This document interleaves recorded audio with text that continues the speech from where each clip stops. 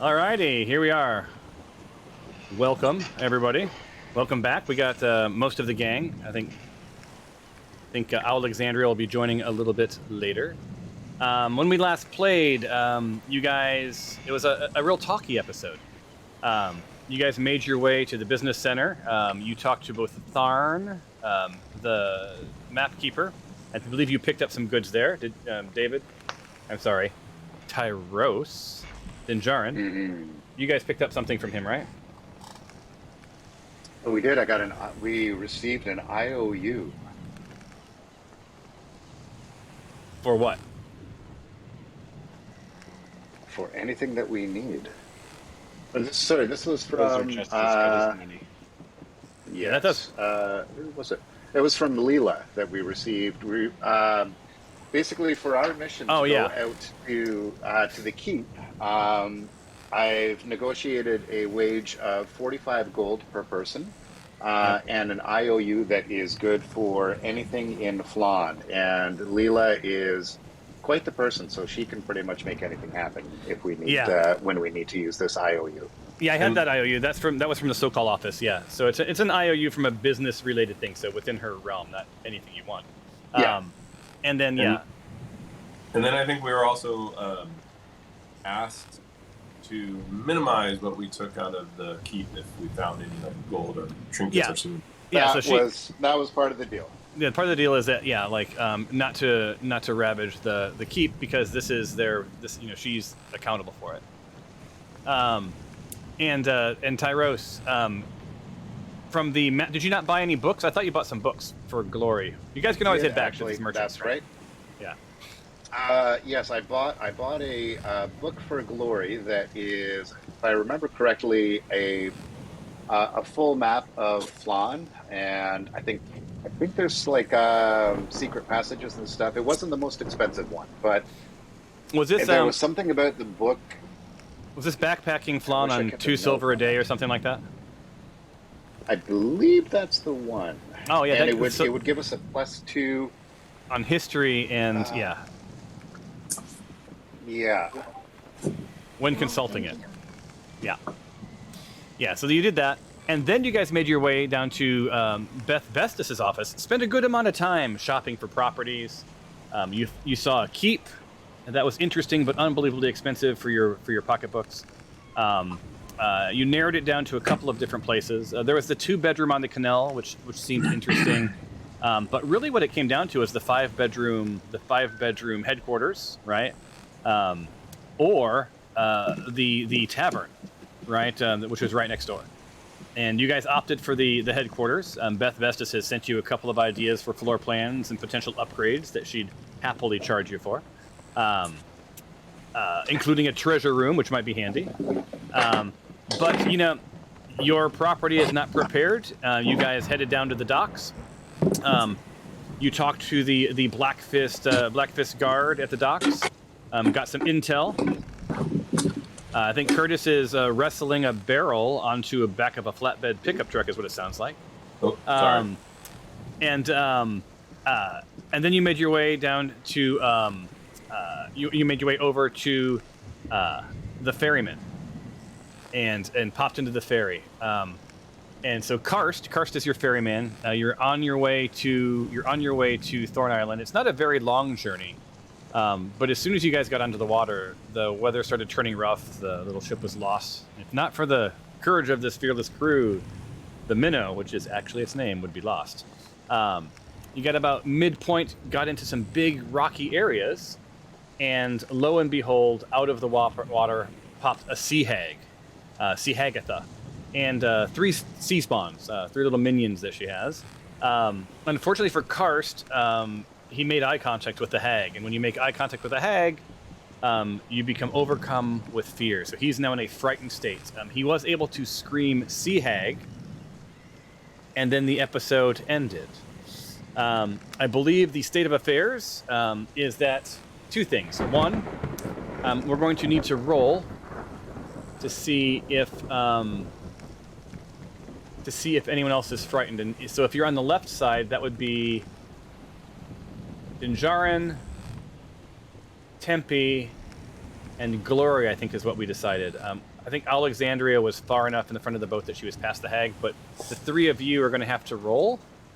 And what I'm going to need you to do is I need you guys all to roll a wisdom saving throw.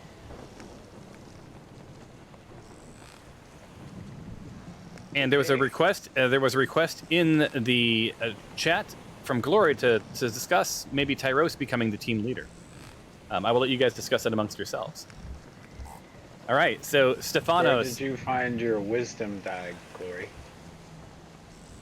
It is in your main tab.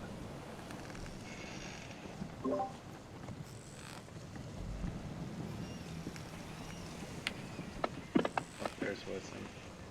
And the good news is, Stephanos, you made it anyway, but Stephanos, you're on the right side of the boat, so you don't even need to roll. So it's really just Dinjarin, Tempe, and Glory. So Dinjarin passed, Glory passed, and Tempe, you all averted the gaze of the sea hag.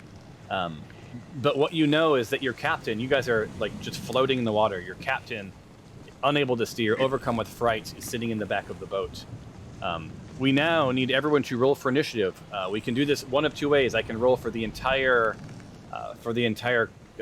party and the bad guys, or if you guys want to roll your own dice, I'm happy to do that. But we have to choose a path. We either have to go one way or the other. What do you guys want to do? And rolling your dice. You want to roll for us? So I heard a roll for yourself. Someone's already rolled. You're good to go. No, I think it's more fun, right? It gives you something to do. Yep. Glory, you rolled intelligence. Yes, INIT. It's the right in the middle of the board.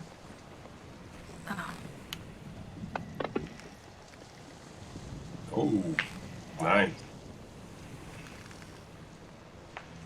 All right. Oh, and then I need. I'll roll for Alexandria. I got to pull up her character. Give me 1 second. She's joining right now.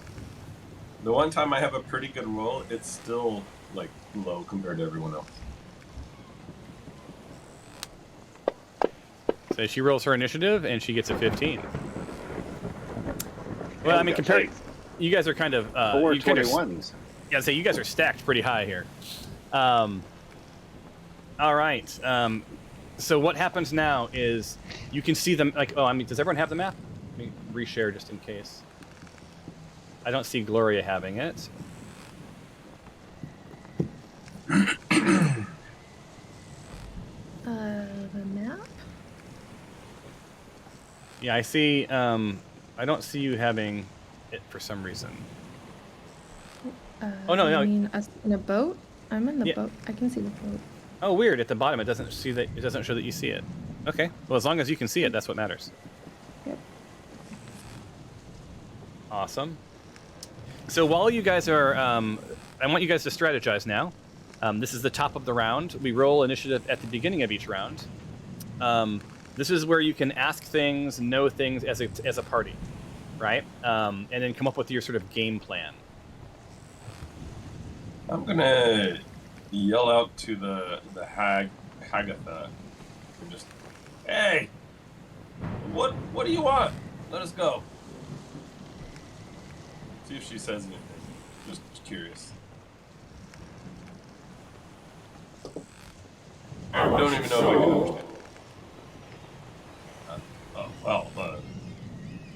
You're barking up the wrong tree with me. Sorry. Can't speak for everybody, but... You will die. So yeah, she's a bit of a she's a bit of a hag. So again, this is the. I'm gonna close this down in a second here. You guys need to discuss what you're going to do. You guys are in close combat, right? The water, passively, you know that there's some rocks. You could potentially stand on some rocks, but the water around the rocks is fairly deep, right? And you're making your way through. It's raining, it's windy, the waves are crashing, and this storm came upon you very quickly, right? As if it was like sort of the perfect kind of weather for these hags and these sea spawn to come up. Is this storm magic in nature? Roll an Arcana. We're not gonna learn much, guys. Maybe. I don't know. You got a Not minus bad. 2? Yeah. Yeah, I it's could've- so you know, it doesn't seem so. It seems coincidental. From a magic perspective, if you want to know anything else, you're going to have to ask a different question. Can I tell if these creatures are causing the storm and the rain? VS, you mean you already know that it's not magic. Not magic. So yeah, unless they, unless this is inside of some sort of a Disney-like, ride where they can control things mechanically, probably not controlling the storm. Okay. Well, I don't think I'm going to be much help in this fight, guys. I have no ranged weapons whatsoever, unless they come up to the boat. So Yeah, I think you got to protect the boatman, Karst. yeah, okay, I'll do my best to make sure like he does not get pulled off, because without him we are kind of stuck. Is there any way we can protect, like, put a shield around the boat? Or, like, do we know if they're afraid of something that might prevent them from approaching the boat? Roll a nature check. Good question. Just a second. I am trying to remember things. Okay, here we go.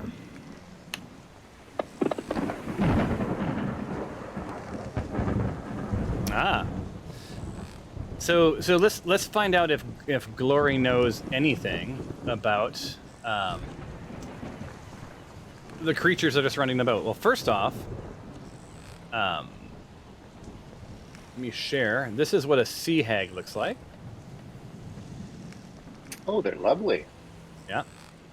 And this is what a sea spawn looks like. Good times, right? So, Yeah. you know, more often than not, Glory, what you know is that these things are ugly. They're ugly inside and out.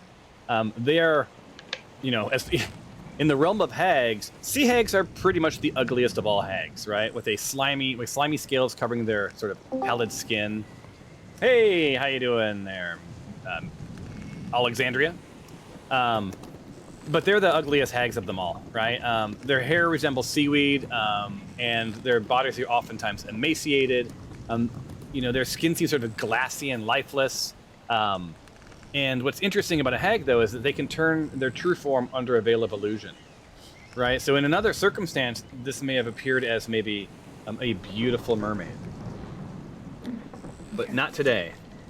Today, the hag popped up with her baddies as a hag. You also know that a sea hag is often part of a coven, right? So, something to be mindful of, right? Like you see some sea spawn, you only see one hag. So just worth noting. This might delight Dinjarin to know, as sort of Glory sort of tells this tale to you guys, but hags, they represent all that is evil and cruel. Right? While they sort of they sort of resemble an old woman, there's really nothing mortal about these monstrous creatures. They actually, reflect only the wickedness in their hearts. What Karst experienced was something called, basically faces of evil. They are sort of thought of as cankers on the mortal world. They have withered faces. They're framed by long frayed hair. Their simple clothes are often tattered, as you can see in the photo. Not exactly a Dior. They possess magical powers, and oftentimes have an affinity for spellcasting. As far as being afraid, You mind resharing the map? Sorry. no, it's all good. Did you get a picture of the hag?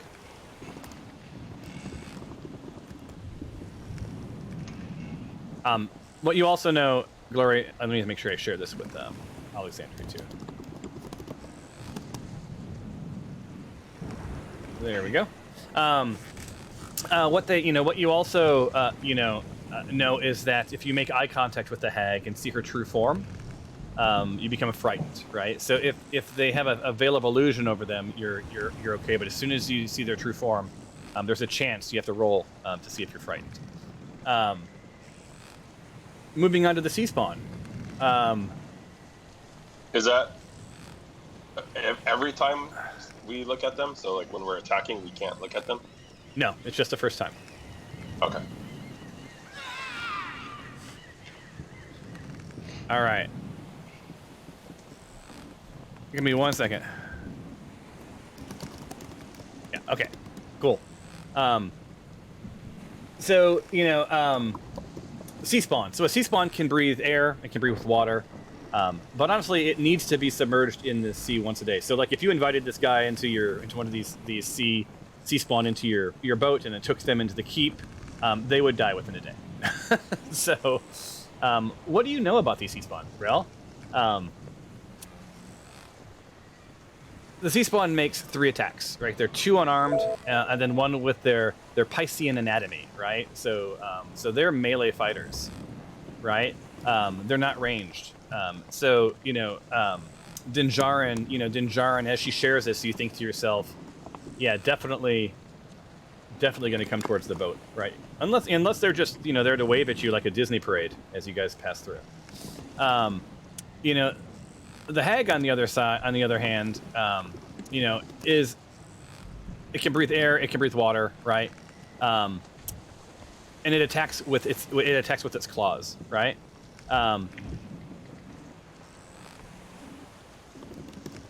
If she uses it if the hag uses as its action the death glare, and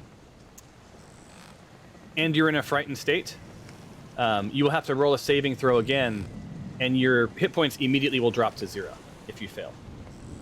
So the key here is, try not to make eye contact. So, Glory shares all of this, and nothing in your knowledge do you think of anything that you may have in the boat that would maybe make them fearful, right?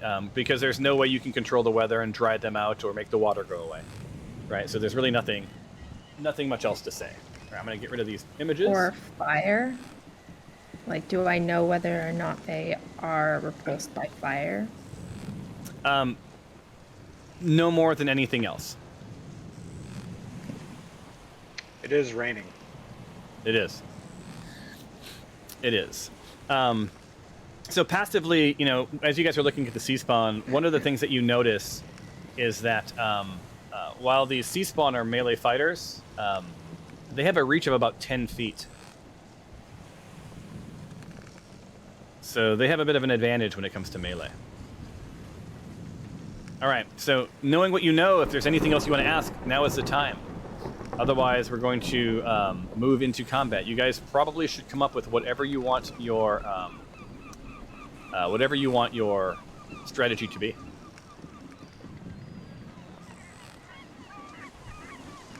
Yeah, I just think Curtis, you sit back with Karst. Work as his shield. I do have a bag full of dust of dryness. I don't know if I could use it on them. It says it makes an area of water like basically solid, but I wonder if we could use that same on them, because it does. Does it make it solid, or does it does it dry, or does it make it solid? It creates basically the dry freezes the water. Turns a cube of water 15 feet on a side into a marble-sized pellet. So it just makes it a marble pellet. But it does say an elemental composed mostly of water that is exposed to a pinch of the dust must make a DC 13 Constitution saving throw, taking 10d6 necrotic damage on failed save. Yeah. Or half as much damage on a successful one. So the answer is yes. So I could use that, and I think I don't use the whole thing. I could just throw a little bit on these guys if they get close enough. How often can you use it? It doesn't have a time. Is it in your inventory, I assume? Yeah, it's in my inventory. So I'm guessing it's a one-time use. Yeah, because I'm guessing that it's not an unlimited pouch. So I'm guessing it's that you use the pouch and it's done. Hey, Glory, did you get the sense that if we kill the hag, the spawns will go? Asking. They're part of a coven, so probably. Yeah, she did not. She did not get a high enough roll to know that for sure. So everything is speculation about that. Dejarin, passively you do see. Assumption. Yeah, passively in your periphery, you're not trying to make eye contact with the sea hag, I assume. Sea Spawn Dawn, which is fun to say. Sea Spawn Dawn. Sea Spawn Dawn is sort of on her own. Sea Spawn Sean, also fun to say, but a little bit harder. He's on his own. They're not within 15 feet of each other, but sort of your sense of where things are. You see that Sea Spawn Ron and Sea Hagatha are within 15 feet of each other. So that you've made a mental note for your turn. I have a rune protection drawing that I had copied when we were in one of the caves, and it was a rune drawing that protected a object. I can't remember, like the egg or something. Would I be able to draw that on the boat for my turn and potentially protect the boat? Yeah, can you? Is that in your inventory as well? Yeah. Where is it at? Rune protection drawing. All right, let me look something up real quick. And why don't you guys talk about, while I'm looking this up for Glory, why don't you talk about strategically what you guys are going to do, and then we're going to start this as soon as I have an answer for Glory. I've got an oil flask that, similar to what I used on the spider way back when. Oil floats on water, so at the very least we can create kind of like a fire barrier. I'm going to move back over into the bottom corner if I can, next to Karst, because it looks like the Sea Spawn Sean could easily get to him, so I'm going to try to make sure that he doesn't take our only means of navigation. So Glory, when you were copying these runes, right? This drawing, was it about aberrations or beasts or celestials or elementals or energy? Did you take a note as to what it protects you from? And what was it protecting? Was it the egg? Yeah, it was the egg.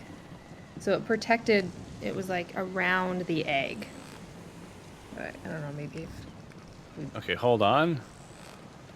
Let's see, scroll. Well, was it the... No, it was, because it was when Alexandria got the dagger, so we were in the caves.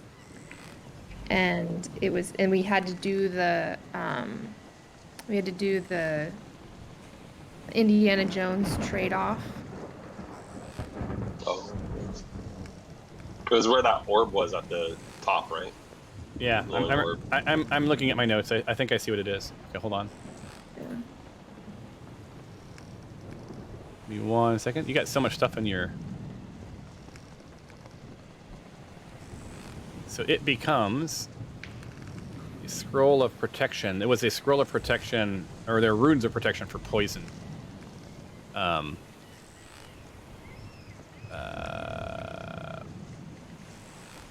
Why is this not going into your inventory? Do you see it in your inventory?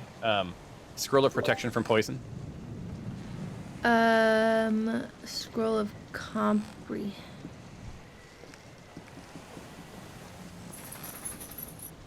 Ooh, I just heard a dog come into somebody's home.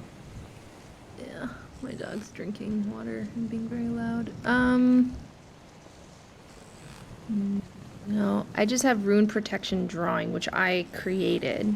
Like, I did it in one of my books, and I copied it down, but I don't... it's in my spell book, sorry. Okay, give me 1 second. Okay, so, hold on. It'll be a use once, and then it's gone.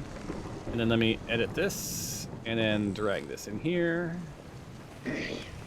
All right, so, there you go. So, now if you close it and open up the drawing again, you're going to see that there's a spell, protection from poison, that you can cast.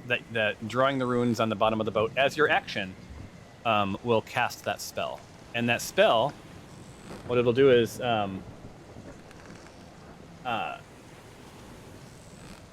for this, within a 15-foot radius, it's going to neutralize the poison of anyone poisoned within its radius, or within its diameter of 15 feet.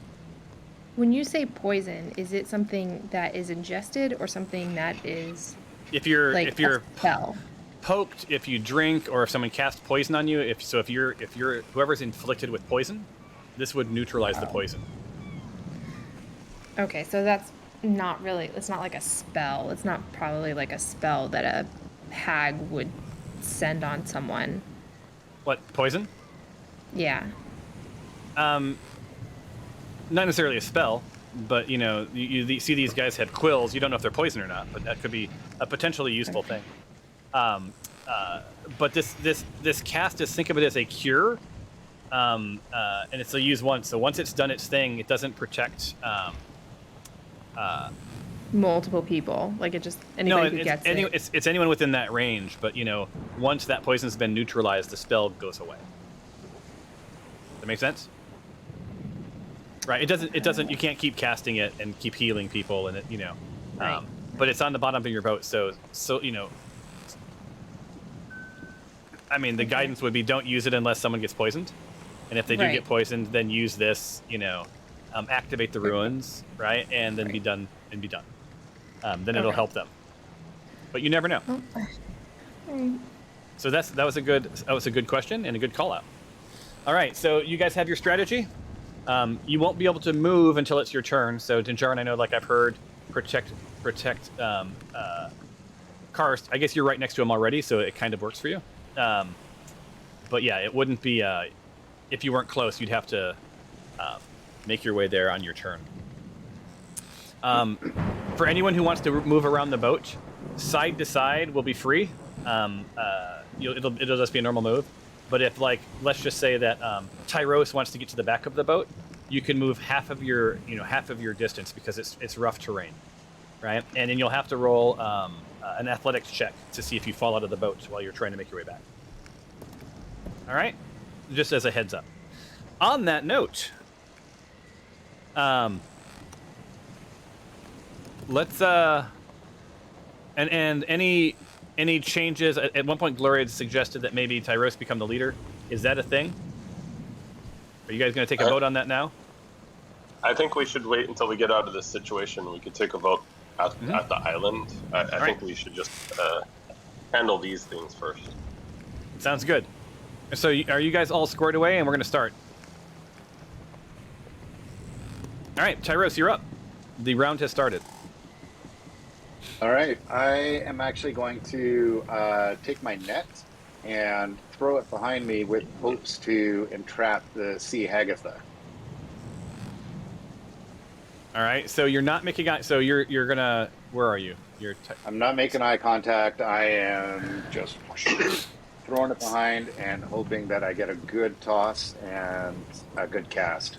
All right, so you're gonna do this with disadvantage because you're quite a ways. It's windy and raining, and you're tossing it over. You're basically tossing it over your head backwards, hoping for the best. Yep. Right. All right. So let me let me in your inventory and what the outcome of this net. So you have a net in your. It's funny. We've played so many times, and I rarely these days have to go into your inventory. So I just need to go look at the net. All right. So they're restrained until freed.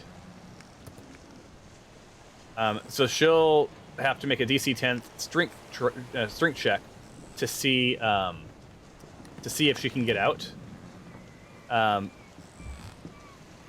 or someone could slash at it. Okay, cool. Interesting, hopefully it'll man. keep her disengaged for a little bit. Awesome. All right. So, what do I need to do? So this would be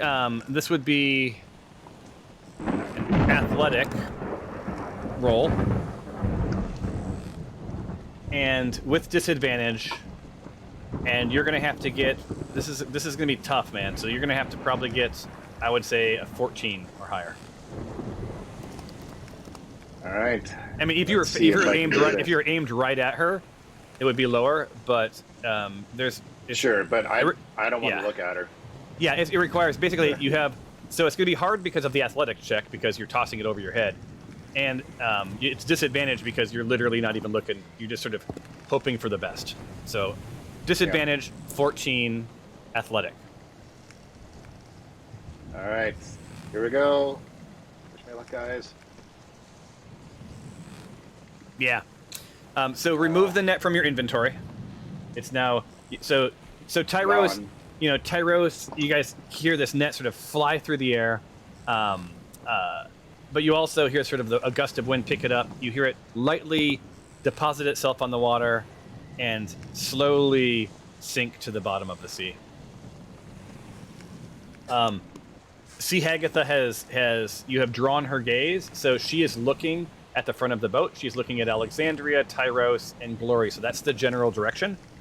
I'm gonna aim her that way, so now you know where she's looking.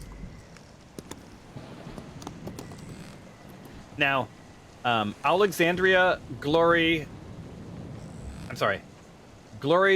Tempe, and Dinjarin are immune to her. You guys can look at her, right? You've seen her true form, and you're not frightened, right? The rest of the boat, Karst is incapacitated. Oh. Yeah. Look at that fishy looking thing. Yeah. She ugly, but not frightening ugly. There you go. I've seen worse. All right. You So should see some of the drow women. yeah.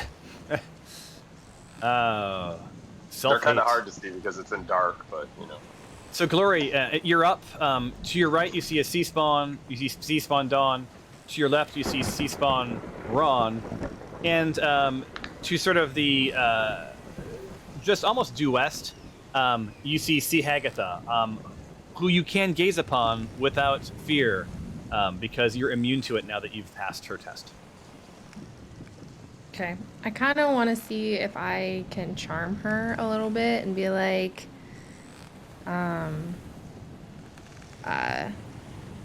almost as if she's a friend or someone that, wouldn't, I am part of her clan kind of situation. See if I can. Do you have charm convince her. person? I have. Oh, you mean like charisma? No, I mean, so if you want to charm her, you need to use a charm spell. Or if you're just trying to convince her with your words, you can do that, but that would be a persuasion roll. And you have to be very crisp about what you're trying to persuade her to do. Okay. Well, then in that case, what I want to do is I want to do a what is it? Like the unseen servant. And I kind of want to see if I can distract them, and if we can have them focus on the unseen servant rather than us. All right. So unseen servant. Awesome. So it lasts for 1 hour. It creates an invisible, mindless, shapeless medium force. And can you roll, Dinjarin, can you roll a 20-sided dice for me? And yes, and it is Dinjarin I'm asking.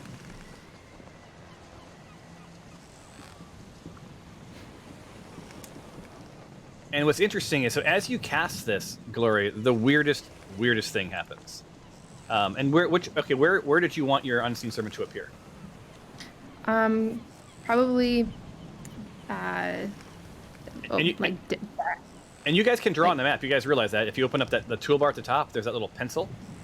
You can draw on the map. So just mark where you want it. I don't see the. Oh. That's never worked for me. Like it's disabled for some reason. They fixed it. I don't see a pencil, but. Oh. Top right of the map. Yeah. There's like an icon that says with like a chevron line with a line under it. Yeah, it doesn't really look like a pencil, but so if your toolbar's not open, there's a thing that says, like, if you mouse over it, it says toggle toolbar. Click that, and it's going to open up a toolbar. I see that. It's tool, right? And then there's like combat tracker, party sheet, and everything. What? Oh. on the map. On the map. Oh, on the map. I'm sorry. Yeah, there's a thing at the top of the map that kind of looks like a website icon. All right. This one. Yes. And now I want it to be. It's not really letting me do it, even though I'm clicking it. Really? Yeah. Yeah, I tried as well. I couldn't do anything with it. I Bottom wonder why. left on top of these rocks. So the bottom left. So like right here. No, bottom left. Over here. Like that. Yeah. Awesome. All right, let me erase those, and I will. Your unseen servant will appear there. Like the unseen servant that I'm trying to, or that I'm projecting, is like a lost, white sailor man who, I don't know, white, but whatever, you know what I'm saying? Like, very vulnerable looking, very easily convinced. So hold on. Thirst trapped almost. So he's a thirst trap. Okay. Yeah, that's interesting, except for one problem, and it's in the title. It's an unseen servant. It casts an invisible, mindless, shapeless medium force, right? So no one else Maybe can see this. he sounds hot. His vibe is hot. Crap, I'm confusing it with the one that we used for. Okay. Crap, I confused it with something Mage else. Hand? But... No, it's the thing that Dinjarin had. I got confused. Yeah, Dinjarin has a thing where he can It's have my these lights. dancing lights can do that. Right. Or like, no, I remember there being something, and then it made it look like a fat chef or something. What was that called? Oh, it's called Thaumagery. I have it. That's what I'm. Oh, there we go. Okay. Okay, so this, Wait, you, no. you manifest a minor wonder, a sign of supernatural power within range. You create one of the following. Your voice booms, you cause flames, you cause harmless tremors, you create an instantaneous sound that originates from a point, you cause an unlocked door window to fly open, or you alter the appearance of your eyes for 1 minute. That's what that one is. Okay, yeah. I just want like a sound. So it seems, Okay. I don't know. Yeah. All right, so ignore the roll that I asked you to do, Dinjarin. Sorry. Oh, no, it's all good. Okay, so, and where do you want that sound? The same place? Yeah, yeah. Kind of like further away, so they keep trying to chase it. Okay, so, and it's a cantrip, so you can use it multiple times. So it doesn't use a spell slot, which is good. Cool. So what you need to do now, let me see here. Which is trading, good. Is go ahead and cast the spell, and then we'll play it out. Okay.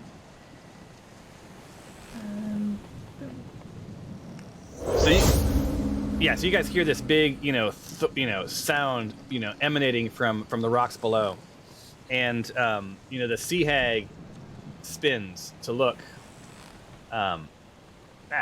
She's spinning too far. Spin slower. There we go. And the sea spawn spins. And the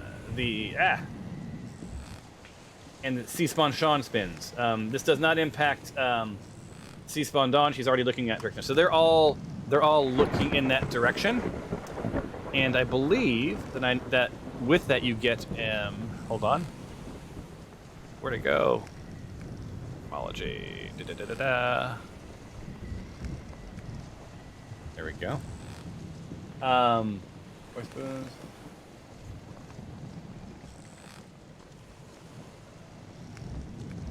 Yeah, so all it does is like it's like it doesn't make them frightened or anything. It just makes them like turn around. Right. So so they're all sort of looking towards the rocks. Okay. So that was your action. Okay, that was my Need to action. look. All right. Yeah, so I mean, on the plus side, like they're all distracted for a second. So that will give, because of that, I will give the next person up will have advantage on the attack. So that's what I'll give you for that distraction. All right, and that's it from me. Do we get stunned only if we look at the sea hag in the eyes, or is it just the entire shape? If you look up, if you see the sea hag in her true form. Oh, I see. Okay. Right. But Tyros, you think to yourself, well, she's only 25% of the battle. Right? So, maybe best that you don't look. That's what you're thinking. Yeah. All right, so Tempe, you hear this big boom, and Gloria gets a sort of wicked smile on her face as all of the bad guys turn, and you know that this is your chance, right, to make the first strike, right? So as you gaze, off to the left, you see a net sort of sinking its way down to the bottom of the sea. Really quick. There are 2 instances of karst on the combat trucker, by the way. What? There's karst, uncombed chin whisker, and then karst ferryman, both showing up on the combat trucker. All right, not anymore. I just need to make sure I make Karst frightened. To Karst. All right, so he's frightened. Okay, cool. All right, Tempe. Karst by Tempe. Okay. Well, I was gonna cast a spell for lightning arrows, but I feel like I should take a shot before I do that. Alexandra, do you have a ranged weapon? Not really. Like, yes. I can also fly over and hit in melee, though. Okay. Ah, damn it! You have a flying creature in your party. Yeah. It changes all the Flying dynamics. turtle. So it's only close combat so for the rest of you. So I get advantage, so I'm gonna click that. Yeah, click advantage. And go at Sea Hagatha. All right.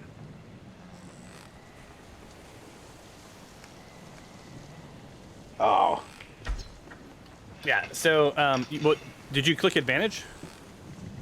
I did. Did it roll 2? Yeah, see, I got the +2 for advantage.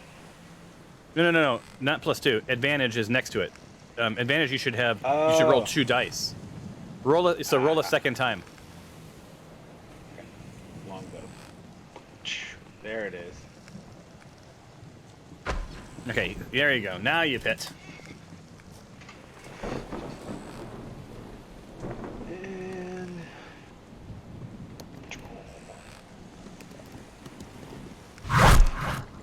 All right, so Tempe raises his bow with advantage just at the distracted hag, and just lets loose an arrow that just drives itself deep into the hag, and historically you've expected to see a creature take some serious damage from that, but you see that she's bloodied a bit, but like surprisingly still in pretty good shape.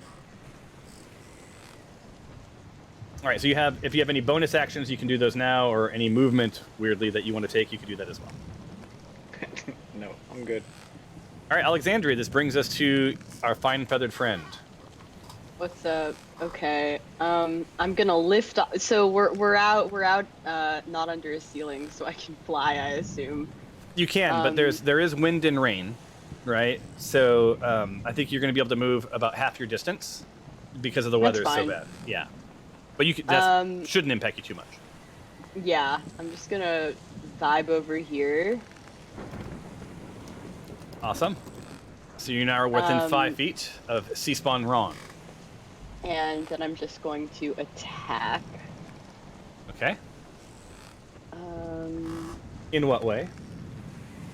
With the magical dagger. Although it's not coated in poison or anything. All right, so you do hit. You hit Sea Spawn Ron. You right in the back.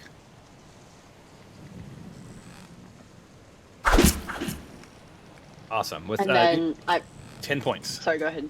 I say, cool. and so yeah, so it's hurt. I'm gonna take my second attack. And another hit. You damage. And then I'm gonna use my Seaspawn Ron has their attack to me. Sorry, their back to me. Do they get a attack of advantage if I try to leave? No. Still? Opportunity? No. Yeah. Oh, an opportunity. Sorry. All right. Yeah. Sick. I'm just gonna fly back over, sit back down in the boat, give everyone a feathery high five, and pass my turn. I will end you. So with that, Say. yeah. So with that, this Ron, has been stabbed in the back, so is now aimed squarely at Alexandria. Oh, and by the way, that same with Agatha. She's looking at Tempe, right? Because she's been attacked. All right, Dinjarin. I'm gonna make my way, if I can, over here next to Ferryman. All right, so I need you to roll an athletics check.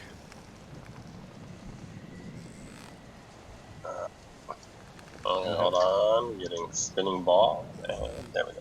And you only have to get, like, it's a very short distance, but you did go over the top and it's wobbly. So you just have to be the 7.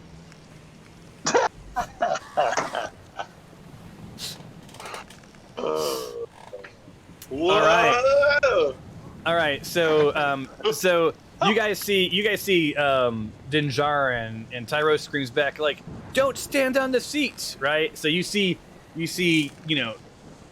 Dinjarin like wobbling. I need you to roll an athletics check. You need to beat a 10, or you fall out of the boat. Yeah, athletics again? No, this is acrobatics. Oh, acrobatics. Yeah. And are you wearing your armor? Of course.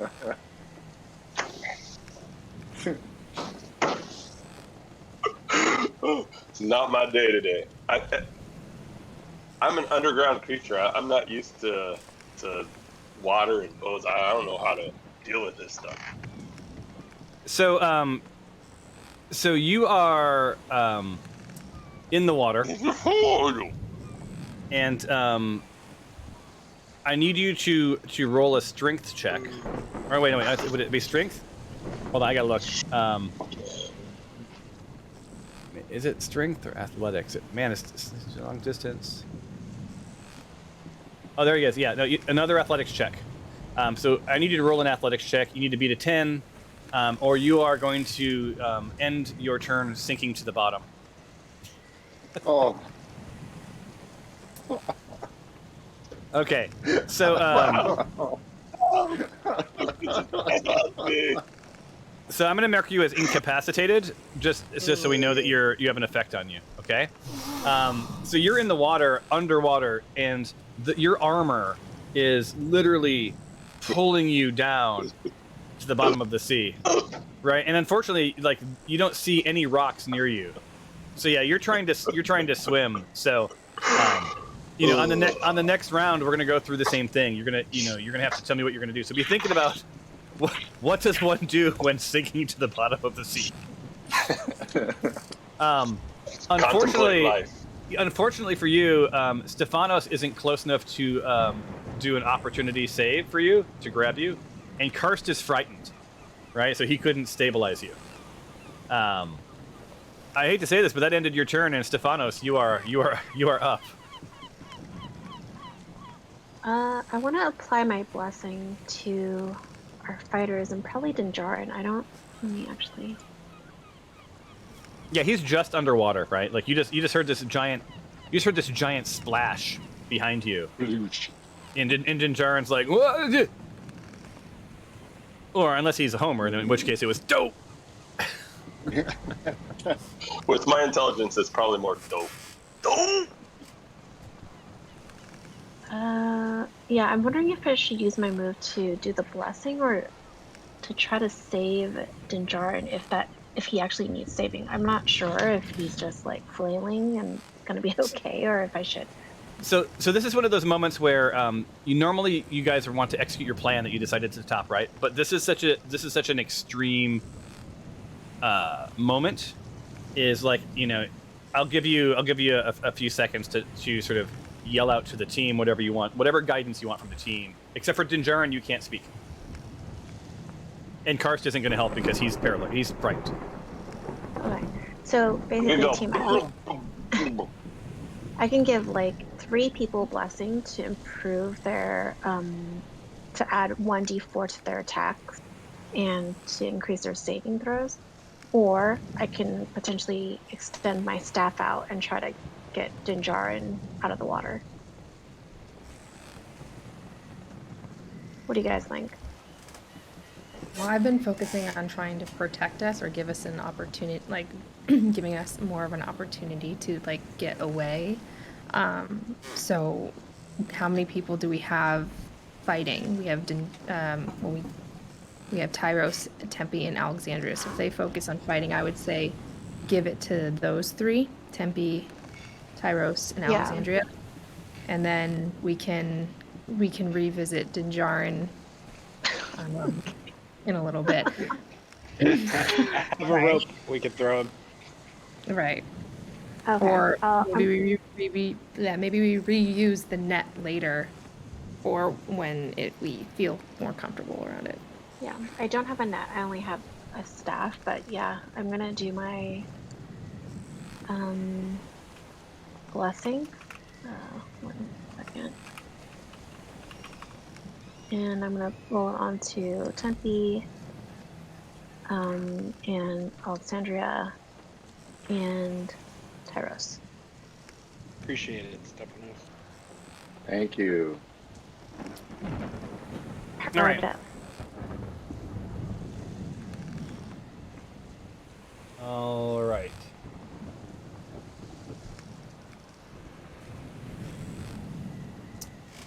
We now have the C-Spawn Ron, right?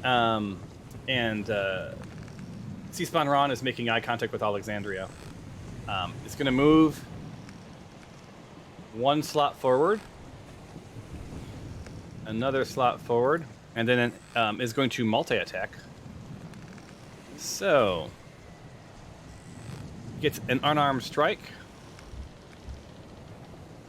I need to make sure. Hold on. I need to make sure I've got this right. Multi-attack. 3 attacks, 2 unarmed strikes, and 1 with its anatomy. So goes at Alexandria. The first time, misses. Another time at Alexandria. Again, it's a miss. And this time, following attack opportunity. This is Piscean Strike is with its tentacle. Oh no. It's your lucky day, mostly. You did fumble, but your god smiled upon you. Take a moment and thank them for not ruining your day. So it's just a miss. So the C-Spawn's god smiled upon him. And that ends the C-Spawn's turn. This brings us to C. Hagatha.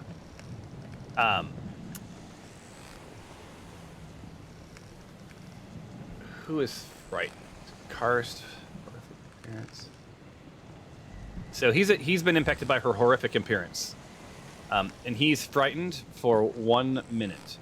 So that is 10 rounds for anyone who didn't know. So he's coming. Who attacked her? It was Tempe. So she moves next to Tempe and attacks with her claws.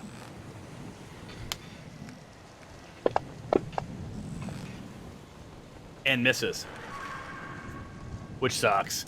So yeah, so Tempe, you see this hag, its gnarly hand appear on the side of the boat and just swipes at you. But just as it does so, you lean to the right, thanking the lords that you didn't fall out of the boat. This brings us to Karst. Bobbing and weaving. Karst is frightened. So he's not moving. He doesn't want to move near the sea spawn. Doesn't want to move towards Sea Hagatha. So he's just mumbling to himself. Like he could attack if someone were within range, but it would be at a disadvantage. And there is no one, and he's not about to move around the boat. I think that was within his character. Seaspawn Dawn. Seaspawn Dawn is going to move in. Her closest opportunity is Tyros, so just beelines right for Tyros. And you get a good look in the face of this thing, and it is not as terrifying as the hag would have been, but it is terrifying nonetheless. So she takes her first unarmed attack. And this time it is a hit. And with that, she does a bit of bludgeoning damage. So, you feel a bit of a sting. Again, another unarmed attack against Tyros. And unlike its pal, another hit. Tyros, the other flipper hand comes down upon your face, and this time connects pretty hard. Ooh. And you feel a bit of cheek cave in, and maybe one of your teeth is kind of loose, right? Takes her Piscean tentacle and attacks.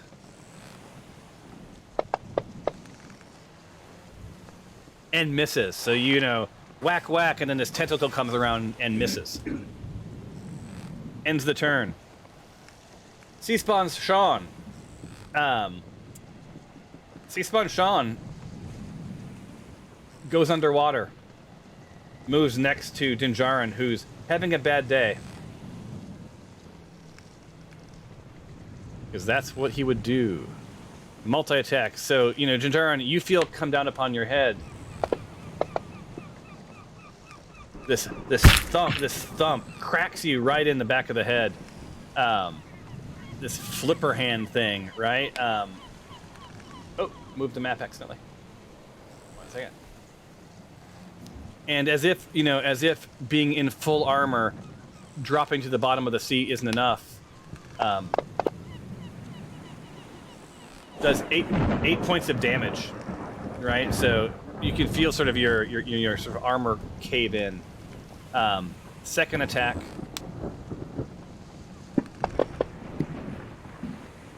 Is a miss. And finally, you feel, you sort of see it sort of spin around with its tentacle and go after you. Oh, and you see just out of your periphery, this dark tentacle sort of fly by and miss. This brings us to the top of round 2. We are going to roll for initiative again, so everyone roll your initiative.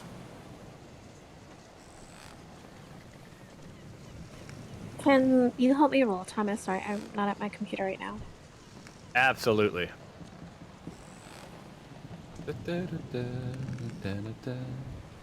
See if I can get you a good one. You have a +2 on initiative. That's awesome.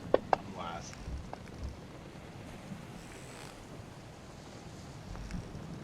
All right, so we got our new stack rank.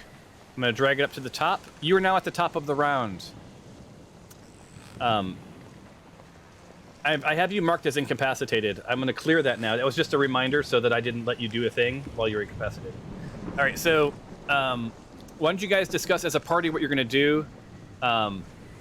Dinjarin, you can't be part of their conversation, so you need to think about what you're going to do. So I have this Drag your avatar expanded. back under the boat. I have this expanded spell list, fiend or whatever, where I can choose what kind of spell I want to use.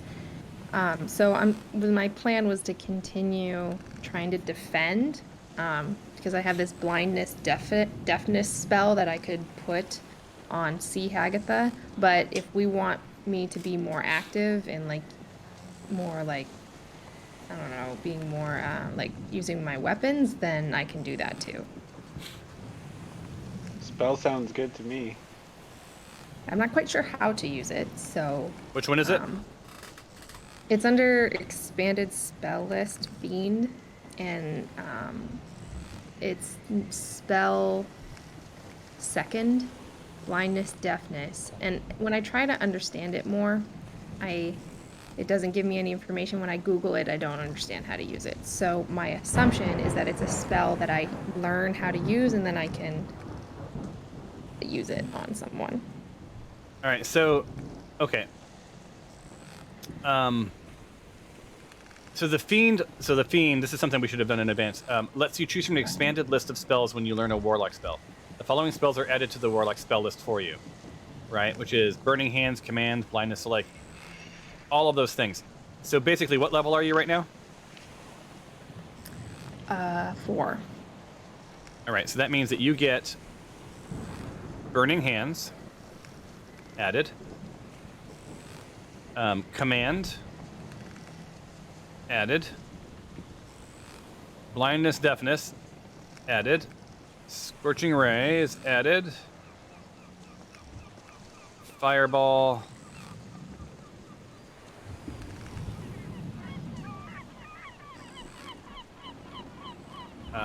Stinking Cloud. That sounds awesome. And you get Fire Shield.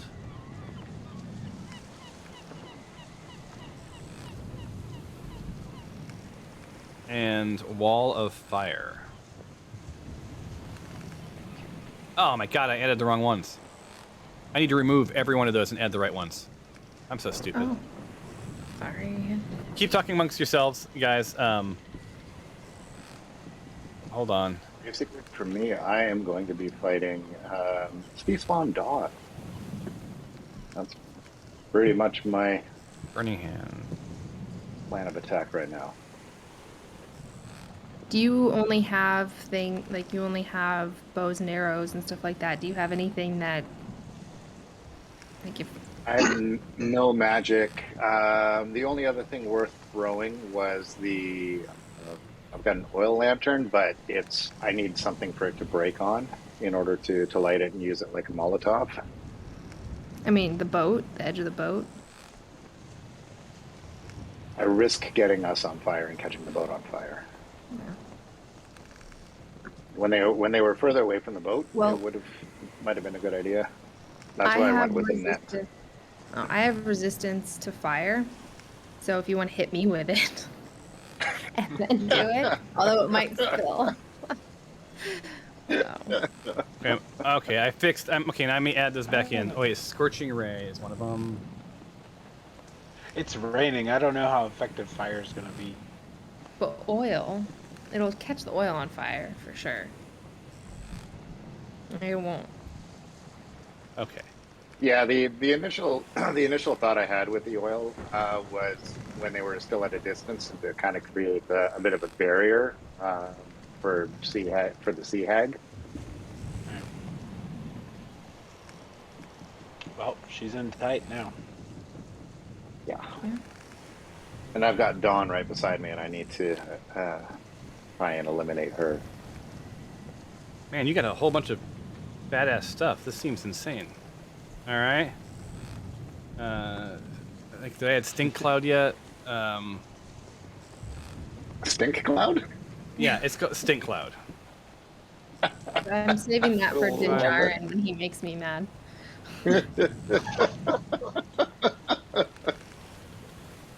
All right. Okay, so display action.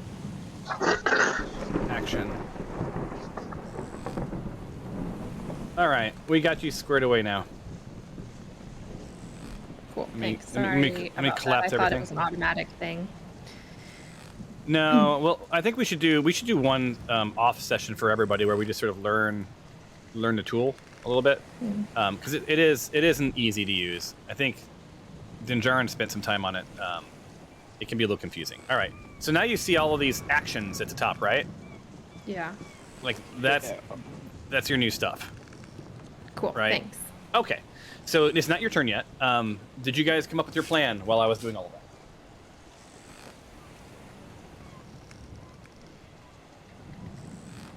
Is that a yes? The leader needs to acknowledge. Yeah, my plan is to just be attacking right now. All right. Yeah, we thought if Hagatha misses me, because she's gonna get to attack me first, I'll go throw my rope to Jinjarin. But if she hits me, I might have to deal with that. So that's my plan. Yeah. So and so Dinjarin, my assumption is that you can hold your breath for about a minute. That's 10 rounds. Yeah. Okay. But you are going to attack at disadvantage if you attack or anything. So like we'll play that by ear. So if you guys are ready, we're going to start the round. All right. Sounds now, good. now you guys can't talk. Dinjarin, you can talk. It's your turn. So since I wasn't really able to talk, I did have a question. How close is Sean, Sea-Spawn Sean to me? Is he still like if I wanted to try to use him as a leverage, could I put my foot and try to push up into the leverage, using him as a way to step up? Yeah, it'd be so the problem is that your back is to him. Okay. Right, so you'd have to sort of spin around, and I'd give him an opportunity to grapple you, if you do that. Got it. Okay. So but yeah, think about this. So it's your turn. So you've now sunk 15 feet deeper. okay. My thought was I was going to try to swim up and or grab an oar, because it looks like the oars go pretty far down, and then use that as a way to kind of help pull myself up and climb up back into the boat. So you see an oar about 10 feet above your head. Okay. Well, I'm just going to try to swim up and get in as best as I can. Yeah, so sinking is in the water. It's every round you lose 15 feet, right? So at this depth, you're probably about 10 to 15 feet from the bottom. Okay. Yeah, only thing I could do is try to swim up and grab onto the oar, and then use that to climb up. Is what I want to try to do. Swim up to the oar, grab it, and use that to pull myself in. Okay, so we will. You are arguably encumbered at this point. I think that's the right thing. So I'm going to make you encumbered. Right, because you are in the water, and so you're going to try to swim up, correct? Yeah, enough to where I could grab the oar and try to use, or I could grab a couple of oars since they seem close to each other. All right, so let me make sure. Encumbered. I want to see how much your movement is reduced by encumberment. Encumbered. 5E. I thought it was half, but it might be.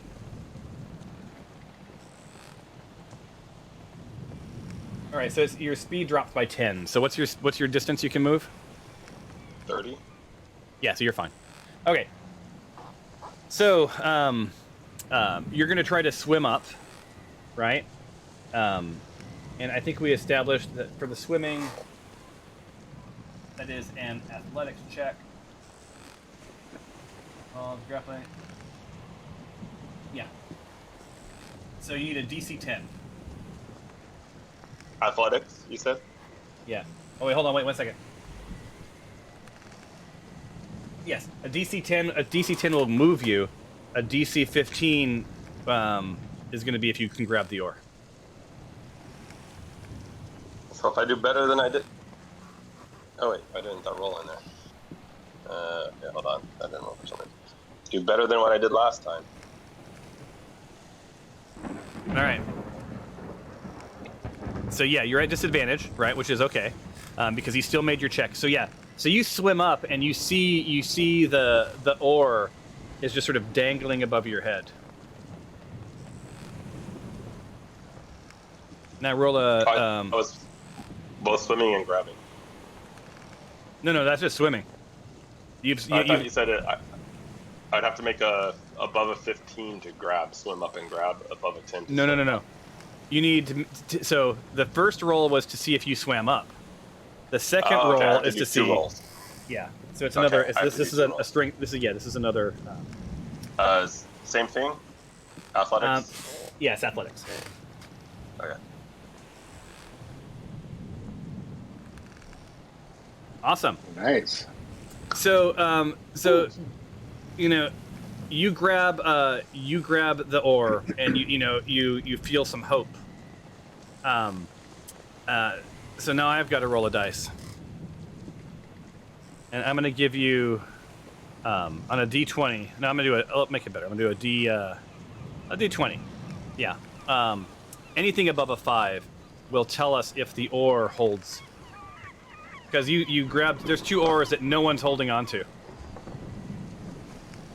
I'm hoping they angle and they kind of get wedged in the little hook there. All right. So, So the good news is the ore holds for this round. Your head is above water. You're not drowning. Right? That was your entire action and your move. Right? Okay. I do have a bonus action I want to use. Okay. I have a vow of, as part of my channel divinity, I have my vow of enmity. I can't say that word. See enmity? So I'm going to be doing it towards T-Spawn Sean, and basically I'm going to utter a few words to my god, and what will happen, he has to, or was a creature you can see within 10 feet. Can I still see, is he still within 10 feet of me? Yeah, he's right next to you. Okay. You gain advantage, wait, yeah, 1 minute until 0. Oh wait, hold on, it's up higher. Basically, I'm trying to frighten him with this bow, and he has to do a saving throw, but I lost where it said what he has to do. Which saving throw is it? Okay, as a bonus action, you can utter a vow of enmity against a creature you can see within 10 feet of using your channel divinity. You gain advantage on attack rolls against the creature for 1 minute or until it drops to 0 hits. So I guess it doesn't say he has to do. Oh, that was the other one. Sorry, this one I just gain advantage. So. For how many? For a minute? How long does it last? Oh, sorry, wrong one. I want to do abjure enemy. That's it. Sorry, I was reading the wrong one. That's it. So that's the one that frightens him. So he has to do. I failed to say the creature is frightened for 1 minute. The creature must make a wisdom saving throw. All right. Unless they're immune to being frightened. Are they immune to Okay, and what did I have to hit? I'm guessing a 10 because it doesn't say. It just says has to save. Yeah, so he's not frightened. So he gets an 11. Yeah, if in doubt, it's a 10. Yeah, so this, you do this, and he just sort of gets this grimace, and, you hear... Well, that doesn't help. I have a feeling that creature's going to pull me back into the water, guys. Awesome. And that is it for my turn. Yeah. Well, at least you're hanging on to the ore, man. Windows. I can breathe again. All right, so Stephanos, here's Dinjarin come out of the water, he's right, sort of grabbing the ore. I want to pull Dinjarin up using the ore that he's grabbing onto and bring him back onto the boat. All right, you need to roll this would be your action, which is cool. You would just need to roll a strength check, which is athletics, and you have to get a 15 or higher.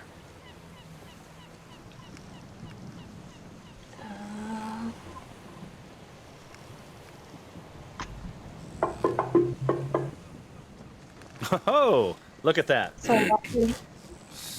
So that was so. Karst, is still terrified, but he sees this small gnomish, person grab this ore and yank Dinjarin back into the boat. You are back into the seat right behind Stephanos, right? Because she wasn't going to be able to pull you and then deposit you. And this is a combination of both you and her. And what I didn't make you do is I was going to make you both roll above a 15, because assuming that he's trying and you're trying, but I'm going to give this one to you right now. Plus, I know that he'll move again and fall out of the boat. All right, so...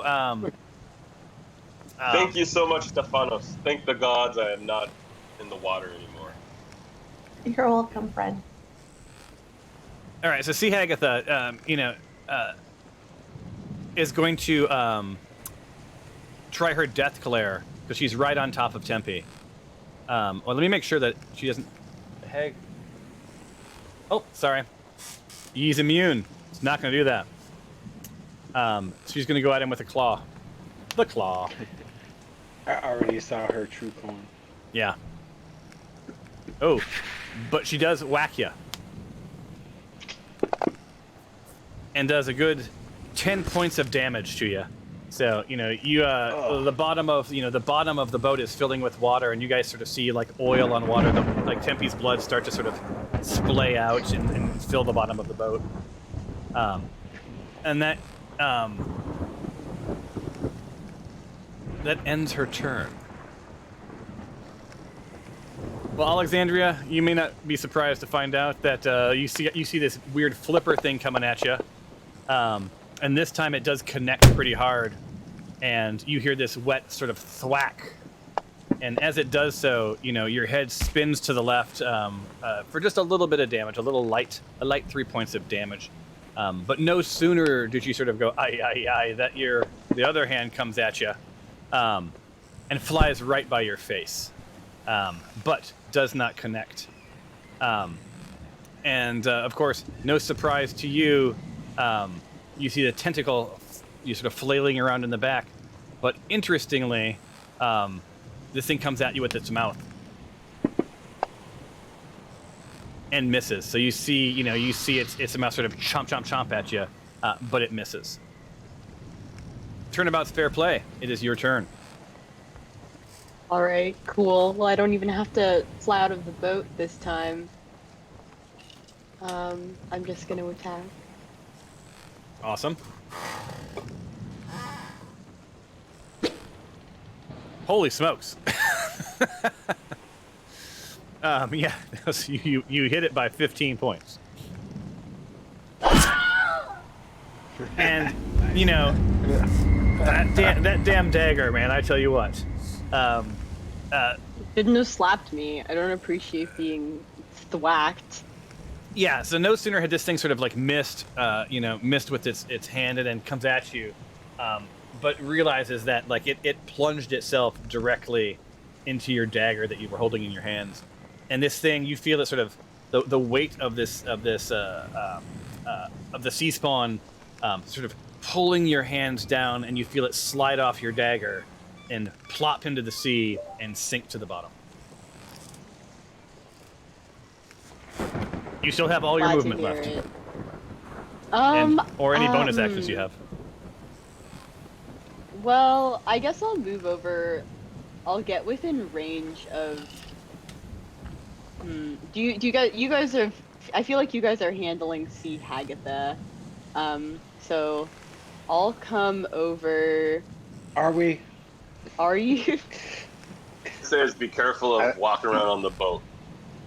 Oh, Don't step on the seats. Okay, I would like to lift off and then fly over. Who is this? Glory's head next to her, so I'm within melee range of Despawn Dawn for next turn.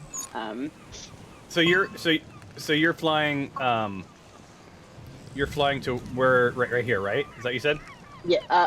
No. I'm flying to sit. I'm just hopping over Glory to sit next to her on the boat. Okay.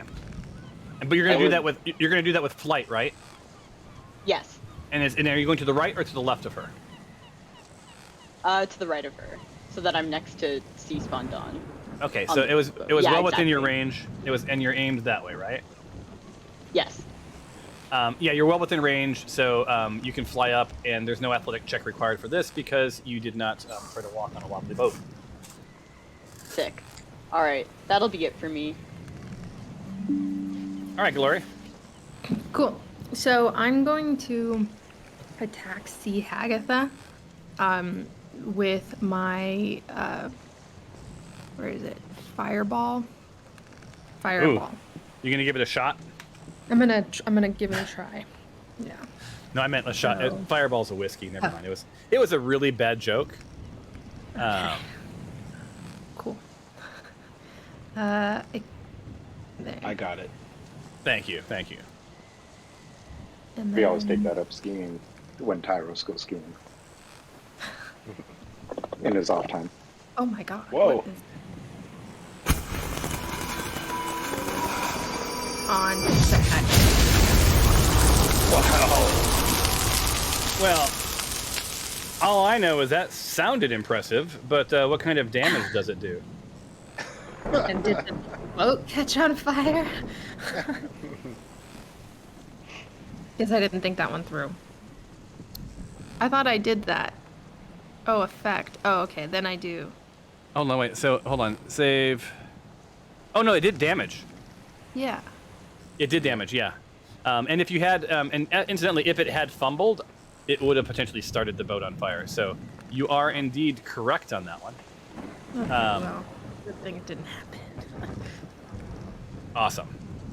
Cool. So yeah, but why didn't it give her? Why didn't it take the damage off of her? I don't know. Maybe just because I clicked it and I didn't drag and drop. Oh, you didn't cast it on anyone. Oh. I'm Got sorry. to target her. I didn't drag and drop. I thought I was just supposed to click it here. I'll redo it. Yeah, you have to drag the die on her. Yeah.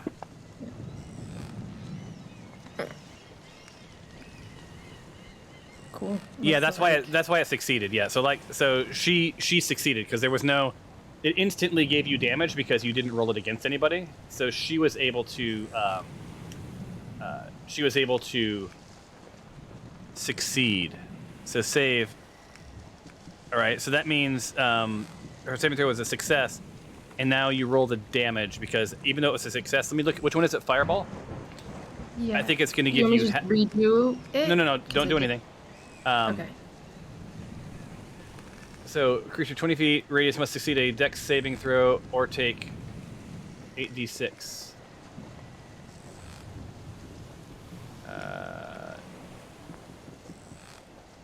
Yeah, so roll damage Looks on like her she now. gets half. Yeah, half damage. Yeah. So roll the damage. So that is the little lightning bolt. Drag the lightning bolt on top.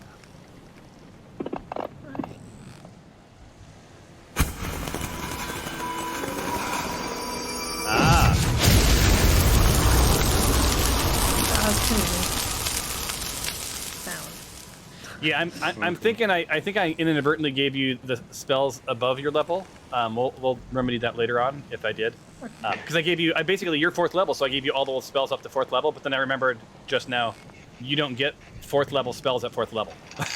so confusing. It is. So use it while you get it. I think you get 1st and 2nd level, which is not a big deal. We'll take care of that later. So it's my bad. Enjoy them while you have them. But this is a little glimpse this is a glimpse into your future, at least. All right, Gloria. So you have all of your movement left, and potentially any other bonus action you might have. I don't think I have any bonus actions, and I don't want to move. Okay. So I'm gonna end my turn. Awesome.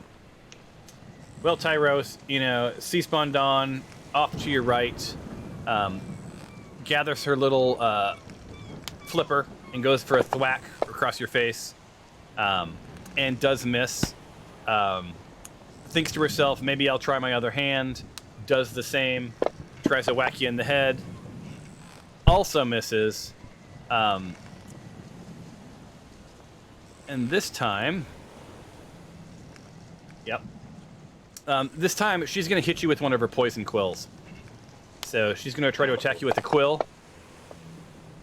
And she also misses. So this little quill sort of like, flies past you. Doesn't hurt you at all. Good to go. If you had been hit, you realized yourself as you see this thing fly by that you would have been poisoned. Tyros, you are now up. Turnabout. This is really odd how it's working out this way. Yeah. I am going to be using a 2-weapon fighting. So I have my weapons. I have my rapier in my one hand, and I pull up my dagger as my second weapon. And because I'm within melee range, I get to use my sneak attack. Mm-hmm. So if I do make a connection, I get another 2d6 of damage. Okay. So I need to target. Spot on. Using my... So here's the initial rapier attack. All right. You connect. So rapier comes across Sea Spawn Dawn. Just a nice big whoosh with the right hand.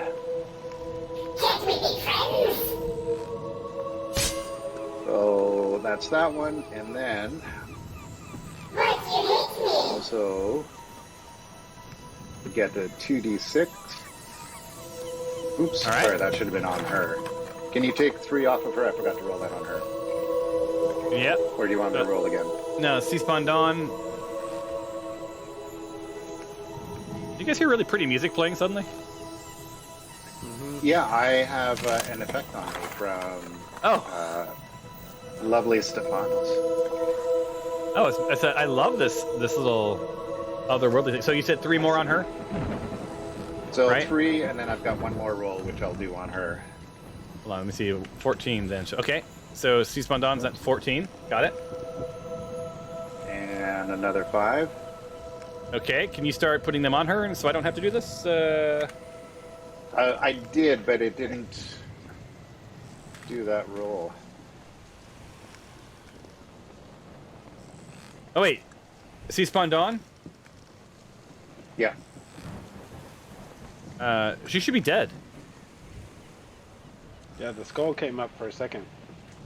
Yeah, I Hold saw on. the skull come up too. So she had a total of 19 points of damage from that attack. Yeah, she's just roll damage on her. She should be dead. I don't know why it's not triggering. From the rapier again? Yeah, or just whatever. Like we're just killing her. Like just until she's dead. Roll it again because she's supposed to be dead at this point. I don't know why it's not working. There we go. All right, there you go. Yeah. Oh, I'm so stupid. Hold on. Back to 19. She's not dead. You guys, I was looking at her initiative. There we go. Now you're back to where she was. Okay. Okay. And did you have any more attacks on her? Or are you good? I do, yeah. I'm using my second weapon on her. Okay, so, perfect. And that'll be my dagger. Got it. Well, I think you hit her. I think so. And with this one, because I've already used my sneak attack, I only just get the damage from the dagger.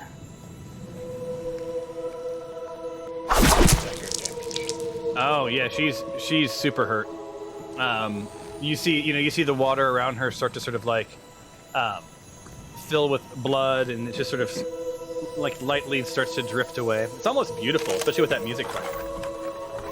But alas, C-Spawn Sean beelines for its buddy Dinjarin, right? Puts this little flipper on the side of the boat. You can't make yourself that small. Grabs, whacks it with one fin, misses. Whacks it with another. Oh no! Big miss. Oh boy, and it got lucky. And it's his lucky day too. It's a lucky day for these guys. But let's see if it's a lucky day for Dinjarin, because this thing's going to try to get it with one of its poison quills. Stepping up its game. And it does. Dinjarin, you're going to get damage of D6. That's 1, and then a save for you.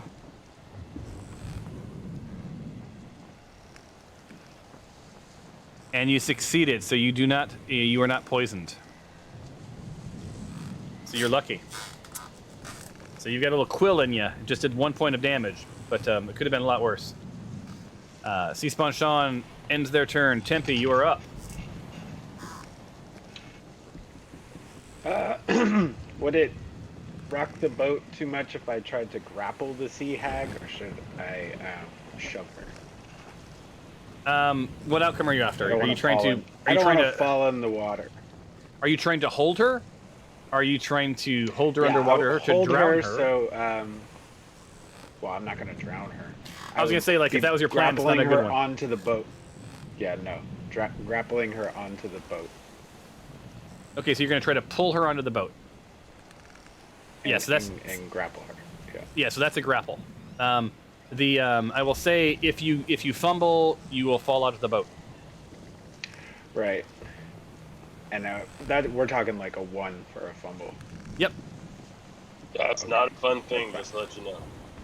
I know, but I That figure water you is can cold.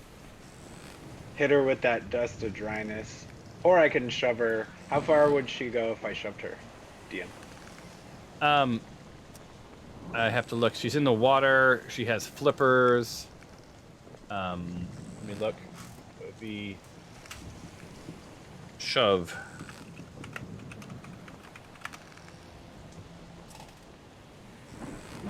Shoving.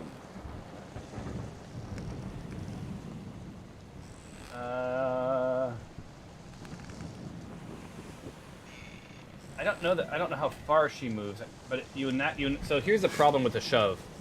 The goal with the shove is to knock him prone, right? So to knock him down. Okay. So that's not really a thing. And so you can push her away. So like I'll give you like up to 15 feet, but she'll just move back towards you. So you can't really knock her prone in the water. Yeah. That's what I was looking up. All right. Let's try the grapple. Yeah, and by the way, I just verified it is 15 feet. Okay. So you're gonna grapple, pull her up onto the boat. Where are you trying to put her on the boat? Like, right next to me? It's in a headlock. All right, so she's grappled, and she's grappled right here, and you got your arms around her, and you can feel her like cold, slimy skin, sort of like quivering under you. She's really, really ice cold. It's super unpleasant, but she is indeed grappled. Give her that dust of dryness. Awesome. So, anything that you do after this will release her. Yeah, nothing. So. And if Glory were to cast fire, it'll impact you as well. All right, so he's gonna do a wisdom saving throw to see if he can be unfrightened. He's got his wits about him.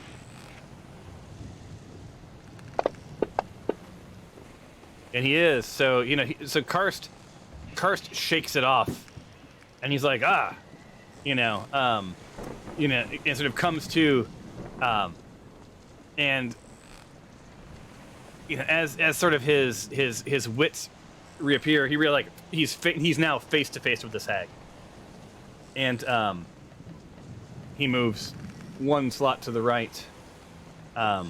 He's a seafaring gentleman, so he does not need to roll an athletics check. He has his sea legs, but he's there, so he's sort of split in the distance. He's still within melee. She doesn't get attacked. She's a grappled person anyway, and he's positioned for the next round to do something.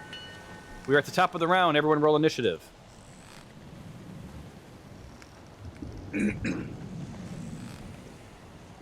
Look at all those dice. You guys all use the same color dice. I can't believe that no one's changed the color of their dice.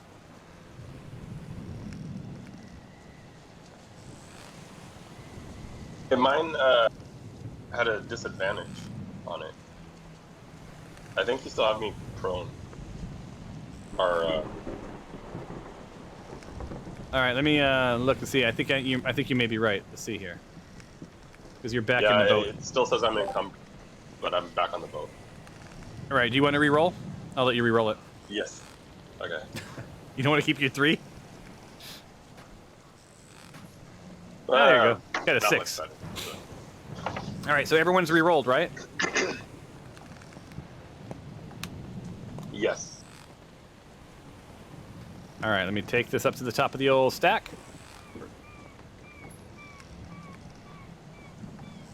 Tyros, looks like you're the number one contestant. Alexandra, I need you to fly over and stab Sea Hagatha. Yeah, so you guys are in strategy mode, so go ahead and chat. You have about 30 seconds to figure this out. I'm basically I'm gonna finish off Dawn here. Dawn looks like she's barely even alive. All right. What are you guys doing with the sea hag? So we haven't been moving at all. Is that just because someone hasn't, There's two nowhere to people move. haven't been rowing? Yeah, you guys are. So the captain of the ship was frightened until just now, and you guys have to oar the ship, so you can't fight and oar at the same time. Okay. All right. Could I toss like the bag of dryness to someone out of turn, or would it have to be my action? That's your action. That's your action. Darn it. If Alexandria can't kill her, I mean, she'll have a move. She'll probably try and be ungrappled. But yeah, if it gets down to you. I can just burn the boat. Nah. Use one of your other cool new spells. You already used fire. Use something. Use another. You have like a teleport. Just teleport her out of here. Teleport us to the lighthouse. Well. All right. So Dinjarin, you're. Sorry. Go ahead, Sarah. I mean. No, I was just saying, if I touch her, I can use my burning hands. But you have Tempe between me, so it's really only Tempe, Stephanos, Dinjarin that can do anything to the Sea Agatha. Yeah. Well, Alexandria can fly. Yeah. Right. You got about 5 seconds. I'm going to start the round. So I will use right. if I think it's still needed. I'll use my bag of dryness on her. Cool. Assuming it didn't get wet when you fell off the boat. All right, so the round starts. First up is Tyros. Off to your right is this critical sea spawn Dawn. And again, she's like doing is too. She's bleeding out, pretty much near finished. So I'm going to do my 2-weapon attack again. First, again with my rapier. And again, because I haven't moved, I do still have sneak attack.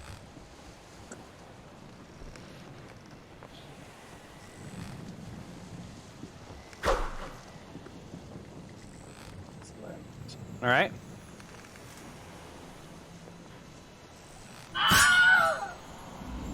Well, there you go. Oh, Dawn, seeing that lifeless body on the water. I can't say that I'm excited. I liked saying sea spawn Dawn. It was fun.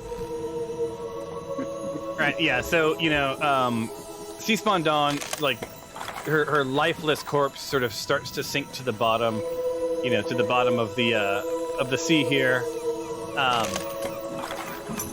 And just as her life flicks away, off to her left, she sees her old pal, sea spawn Ron.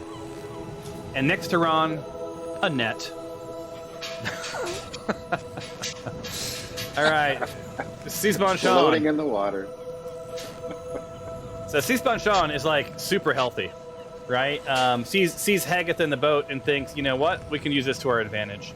So his multi attack is Flipper 1 goes to Dinjarin, and it misses. Flipper 2 goes to Stephanos. And none of that worked out. So it takes its poison quill, shoots it at Dinjarin, and misses. Sea spawn Sean's not having a great day suddenly. Alexandria.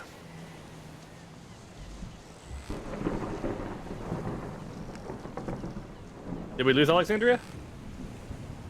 Yeah, it looks like she's. Oh, it looks like it. Yeah, dropped. Did she hard leave? When did she leave? She left I don't know. after her initiative throw, so maybe something happened, like it crashed or something. Oh.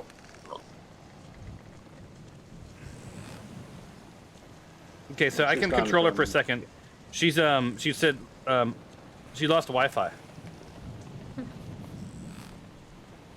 Well, was she still flying above me? No, she landed. No, she had landed next to you. Okay. I think she would probably fly over and try to either attack the hag or the Sean. See spawn Sean. Yeah, the hag. I think she'd go after Hag. All right, Yeah. so on the book. so she can take off and pops over, and then she would probably just do an unarmed strike, right, guys? Right. Oh, she says when it's her turn, she's going to way. fly over and stab Hagatha.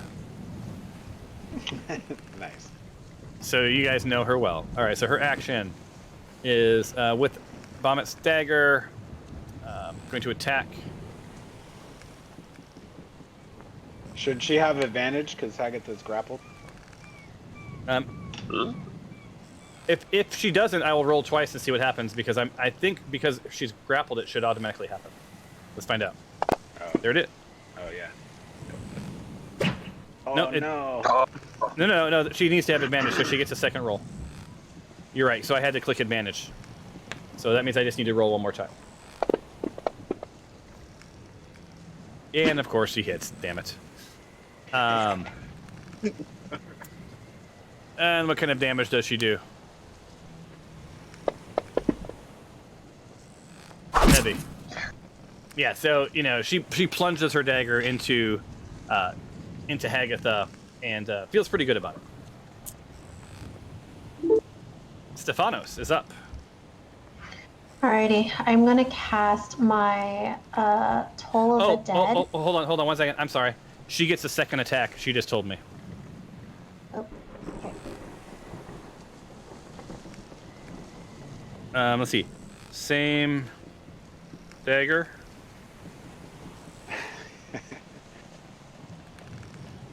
Fun. Don't forget advantage, because Agatha's still grappled. All right. So let me click advantage, and I'm just going to assume that she's going to go with her. I got to pull her up again. My bad. And then Stephanos, you'll take your turn. There is the advantage, and she got a crit. Your roll in the next round has advantage. Yay! And you guys, you know the sucky thing about a crit? Nothing. More dice. Yeah, because she gets an extra dice on that one. That ends her turn now. Perfect. Oh wait, I'm gonna go back to Stephanos. My bad. Hold on. Bloop. All right, Stephanos, you're up. Yeah, I'm gonna cast Toll of the Dead on Sean. So he'll become Shaun of the Dead. Shaun of the Dead, hopefully. Nice. So he failed. Yeah, You so mean he he'll failed. be- He failed his wisdom. So go ahead and roll damage. He'll be spawn Shaun of the Dead.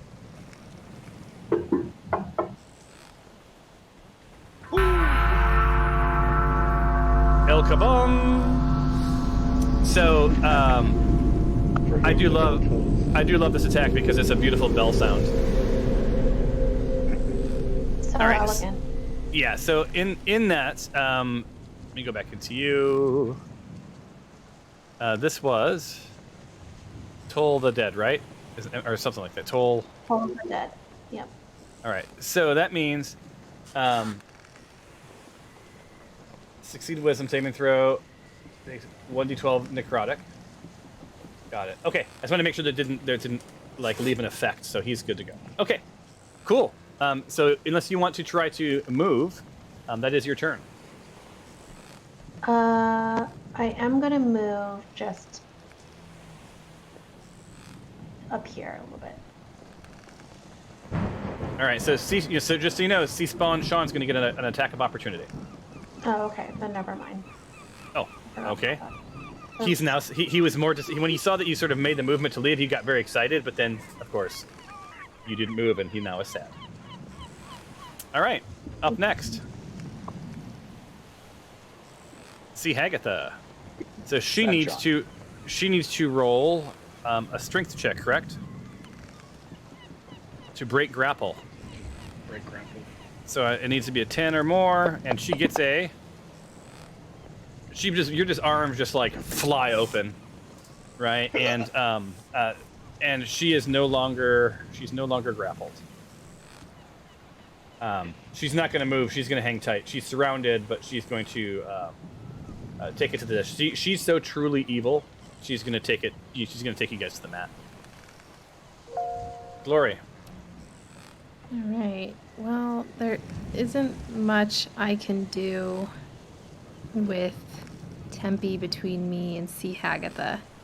So I'm going to call out to Tyros, Stephanos to start, and Alexandria to start rowing, and as hard as we can straight. Is that something? Yeah.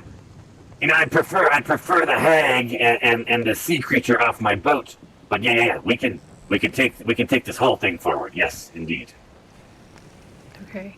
So that will be for their turns. That will be their action. If you're going to row, that will be their actions on each of their turns. Oh. Crap.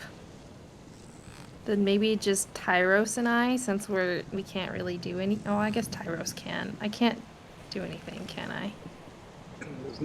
Oh. And if I'm the only one who's rowing, we'll go in a circle. So.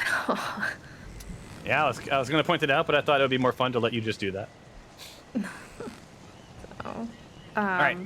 So Tyros, is that something you're interested in doing? If not, then I'm just going to pass my turn because I don't have anything. No.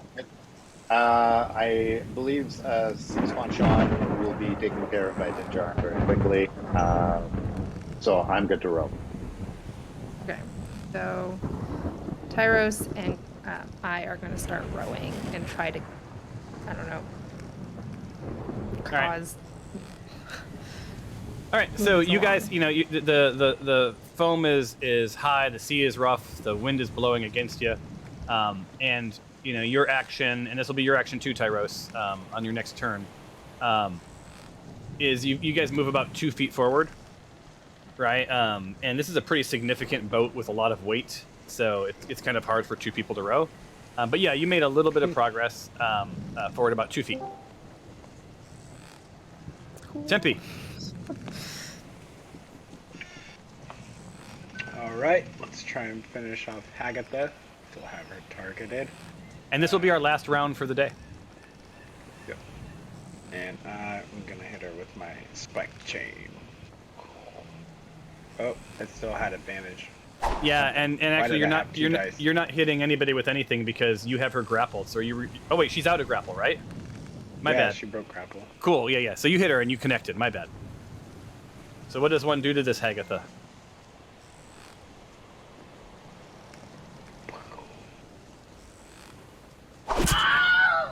So Tempe, how do you want Sea Hagatha to die?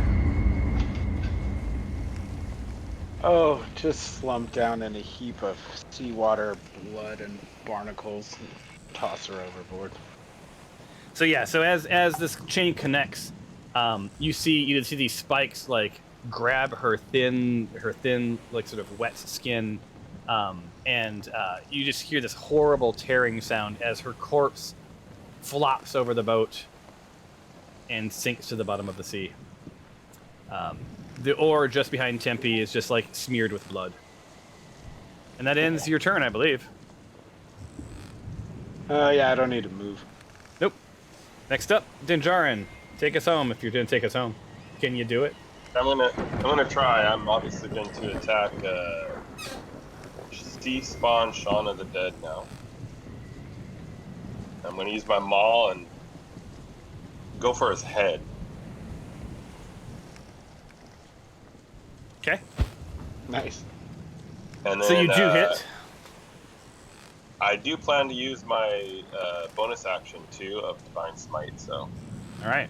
So what we got here? First, I'll roll that damage. That's a 10, and then because I'm using. Hold on. Smite, you didn't hit it though.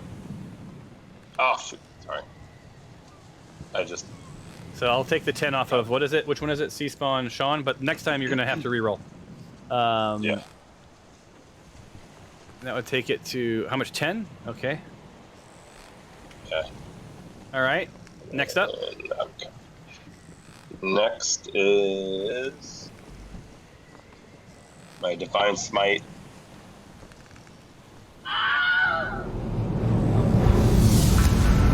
the end of that, you guys. Huzzah! Didn't appreciate him trying to pull me under. Thank you all. Thank you all. Now let's get the frick out of here. So with that, Karst, everybody grabs an oar and starts rowing away from the scene.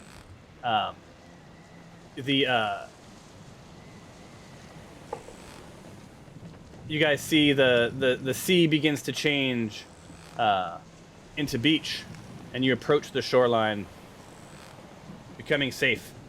As you do so, you notice that. Hold on 1 second, guys. There we go. Rain. The rain lets up. The mist stays. But it becomes a somewhat lovely day. And I will describe what you see next the next time we play. Any questions or comments? No, that was Alexandria. You had a good assist on the sea hag. You did. She can't hear a word we're saying. I'm wondering, with the rest of the trip, I can hear now. we resting? What's that? Are we resting with the rest? Like, do we get a rest while we're taking the rest of it? Like, is it considered a partial rest? No, we'll work that out. So you're on shore now. There's no resting while you're rowing. So we can sort of figure out the next steps when we play.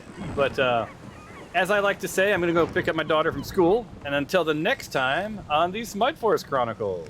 See you guys. Okay.